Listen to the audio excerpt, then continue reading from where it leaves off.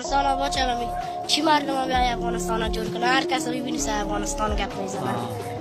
خود ما باید افغانستان جور کنیم. خود ما جور کنیم. همه حالت مدنای داره من کس نیست که بکشه چیزایشه. امریکا چین میاره میکشه. چین چی کار است که می اینجا میکشه. وطن از ما است بیای دیگه کسی گپ نیست. باید ما خود ما همت کنیم.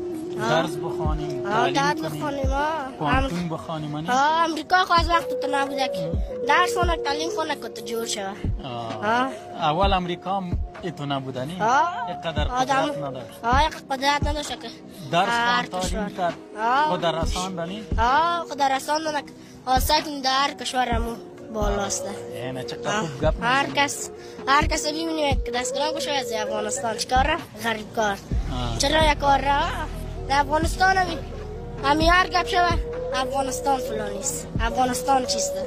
مردم جورش کنن دیگه. تا کی افغانستان گپ دیده نک. اگر نه کشور مسلمانی هم است کافران های سرش گپ میزنه. تشکر. بخیر باشی، زنده باشی. دیگه خودت چطور باز چی پلان داری در آینده؟ چی میخوای که باز شوی؟ من انجینر میخوای که شوی؟ انجینر که شدی انجینر ساختمانی میخوای، سرکسازی میخوای، برق میخوای، کدام انجینر؟ ساختمانی. باز که انجینر ساختمانی شدی چی جور میکنی بخیر؟